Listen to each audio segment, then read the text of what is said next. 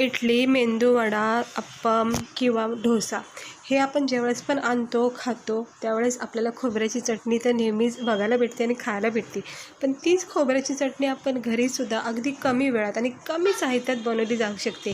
मी तर नेहमी अशीच घरी बनवते. ज्यावेळेस पण इडली, डोसे वगैरे खायचे काही मन झालं की घरच्या घरी असं भरपूर क्वांटिटीमध्ये आपण बनवू शकतो. आता तिकडे कसं हॉटेलमध्ये, दुकानामध्ये आपल्याला फक्त मोजकेच भेटते, पण आपण ही घरच्या घरी कमी साहित्यामध्ये भरपूर पूर्ण परिवारासाठी अशी खोबऱ्याची चटणी बनवू शकतो. तर चला बघूया आपण याला लागणारे साहित्य आणि बनवायची कृती.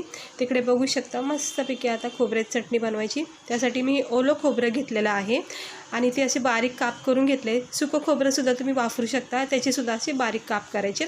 त्यानंतर थोडी कोथिंबीर, लसणाच्या पाकळ्या घ्यायच्या आहेत. ह्या भरपूर आहेत, त्याच्यातल्या थोड्या घ्यायच्यात आणि अशा 2-4 किंवा 5 मिरच्या घ्यायच्या आहेत. बस, याच्या व्यतिरिक्त आपल्याला काहीच वापरायचं नाही. म्हणजे एक वेगळी पद्धतसुद्धा आहे खोबऱ्याच्या चटणीची, पण ही मी तुम्हाला सिंपल पद्धत दाखवते.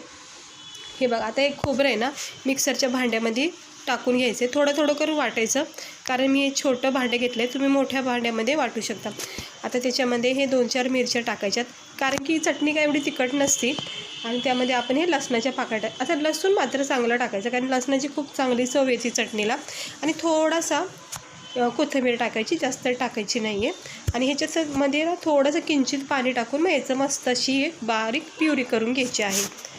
हे इकडे बघू शकता, ही बारीक प्युरी करून घेतली. आता मी 2 बॅचमध्ये हे वाटून घेतलं आहे. सुरुवातीचा बॅच असा पांढरा दिसतो आहे, फक्त खोबऱ्याचं वाटण केल्याचं दाखवते मी तुम्हाला. त्यानंतर मग मिरची वगैरे टाकून हे वाटण करून घेतलेलं आहे. हे असं सर्व मिक्स करून घेणार आहे मी वाटण केल्यावर. ते अशी पेस्ट करून घ्यायची आहे बारीक खोबऱ्याची. आणि त्यानंतर आपण एक पॅन ठेवायचा तापत, त्याच्यामध्ये तेल ठेवायचं तापत. आता खोबऱ्याच्या चटणीचा सगळ्यात महत्त्वाचा भाग म्हणजे ही फोडणीच आहे. फोडणी द्यायचे एक वेगवेगळे प्रकार आहेत. म्हणजे फोडणीचं पात्र असतं बघा, त्याच्यामध्ये सुद्धा फोडणी तयार करून तुम्ही डायरेक्ट असं वाटलेल्या मिश्रणमध्ये जे खोबरं, लसूण वगैरे वाटले त्याच्यामध्ये तुम्ही तडका देऊ शकता. आणि ही एक अशी एक प्रोसेस आहे. आता याच्यामध्ये कढीपत्त्याचे पानं भरपूर टाकायचे आहेत आणि राई टाकायची. याच्या व्यतिरिक्त काही टाकायचं नाही आहे, कारण आपण मिरची वाटणमध्ये टाकलेली आहे. तर ही खूप चांगली खोबऱ्याची चटणी बनते, इतकी खमंग टेस्टी बनते ना. ही तुम्ही अशी बनवून ना घरी फ्रीजमध्ये ठेवू शकता. आणि कधीही बाहेरून फक्त डोसा वगैरे फक्त घेऊन यायचं आणि घरच्या घरी अशी खोबऱ्याची चटणी बनवून ठेवायची त्याच्यासोबत खायला. म्हणजे कसं, मला तर माहिती आहे आणि तुम्हालाही माहीत असेल, बाहेर हॉटेलमध्ये आपल्याला कमीच क्वांटिटीमध्ये अशा चटणी वगैरे भेटतं खायला. हे इकडे बघू शकता, आता मी ते जे तेलामध्ये जे आपली फोडणी तयार केली त्याच्यामध्ये हे वाटण टाकून घेतलं आहे डायरेक्ट. आणि मस्त तडका बसला आहे त्याला चांगला. वरून थोडीशी किंचित हळद देते. तुम्ही हळद नाही टाकली तरी काही हरकत नाही, कारण व्हाईटसुद्धा खोबऱ्याची चटणी भेटते आपल्याला. पण मला ना थोडासा किंचित पिवळसर रंग हवा याचा. आणि इथे चवीनुसार मीठ टाकायचं, कारण आपण वाटण करता वेळेस मीठ टाकलेलं नाही आहे. आता हे चांगलं एकजीव करून घ्यायचं आहे. आणि मोहरी आणि कढीपत्त्याची चांगली याला फोडणी भेटलेली आहे. हे असं करायचं. आणि त्यानंतर तुम्ही फोडणी तुम्हाला मी सांगितले, फोडणी पात्रामध्ये मस्त चांगला तडका देऊन मग असे खोबऱ्याचे जे वाटण केले ना त्याच्यामध्ये चारी बाजूनी टाकून मग मिक्स करून घ्या. ती एक फोडणी तशा प्रकारे तुम्ही देऊ शकता. आता हे बघा, आणि कढाईमध्ये फोडणी म्हणजे कसं, ह्याला थोडंसं आपल्याला शिजवतासुद्धा येतं. आणि शिजवल्यामुळं काय होतं, चांगला फ्लेवर अजून वाढतो चटणीचा. आणि खोबरंसुद्धा मग थोडंसं शिजलं जातं. हे बघा, किती छान आणि मस्त अशी घट थिक अशी आपली खोबऱ्याची खमंग टेस्टी अशी चटणी तयार झाली आहे खाण्यासाठी. इतकी भारी लागते ना, तुम्ही एकदा नक्की ट्राय करा. सिंपल प्रोसेसनी, काही वेळ लागत नाही. आता थोडंसं मंद आचेवर याला झाकण द्यायचं, म्हणजे चांगले याचे फ्लेवर उतरतील चटणीमध्ये. इकडे बघू शकता, मस्तपैकी अशी चटणी आपली खमंग तयार झाली खाण्यासाठी. तर डोसे जर करायचे असतील ना तुम्हाला घरच्या घरी, तर अशी चटणी नक्की बनवा.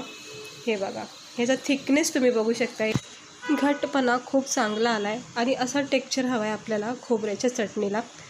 तर खमंग टेस्टी. आपण ह्याच्यामध्ये लसणाचा वापर जो केला आहे ना तो खूप छान आहे. आणि त्याची एक स्पेशल अशी मस्त फ्लेवर येणार आहे ह्याच्यामध्ये खाता वेळेस, कारण आपल्या सगळ्यालाच माहिती आहे लसणाची टेस्ट खूप चांगली असते प्रत्येक भाजीमध्ये. तर ही अशी खोबऱ्याची चटणी तुम्ही नक्की घरी ट्राय करा. बाहेरून आणण्यापेक्षा अशी घरी भरपूर क्वांटिटीमध्ये बनवली जाऊ शकते आणि सगळ्याला पुरेशी होऊ शकते. तर असं खूप चांगली लागते. आणि घरची चव म्हणजे खूपच वेगळीच असते, चांगली असते. आता मी एका वाटीमध्ये याला काढून घेते, गरमागरम मस्त. तर गरम आहे, हे बघा, हळूहळू काढून घेते बघा. गरमागरम अशी खमंग टेस्टी अशी खोबऱ्याची चटणी मी तुम्हाला आज करून दाखवलेली आहे. कारण इडली, डोसा वगैरे, अप्पम वगैरे आपण सर्वच जण आवडीने खातो, पण चटणीची कधी कधी कमतरता होती. त्यामुळं घरच्या घरी अशी जर तुम्ही चटणी बनवली तर भरपूर क्वांटिटीमध्ये बनवलीसुद्धा जाते आणि सर्वांनासुद्धा ही पुरेशी होऊन जाते. हे बघा, इकडे बघू शकता किती भारी आपली ही खोबऱ्याची चटणी तयार झाली आहे खाण्यासाठी.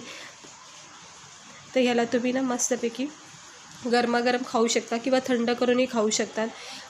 मेंदूवडा वगैरे सगळं ज्याच्यासोबत तुम्हाला आवडेल त्यासोबत तुम्ही याला खा आणि खूप चांगली लागते. आणि मला नक्की सांगा तुम्हाला कशी वाटली आजची ही सिंपल साधी सोपी खोबऱ्याची चटणीची रेसिपी. तर चला भेटते मी तुम्हाला पुढच्या व्हिडिओमध्ये एका नवीन रेसिपीसह.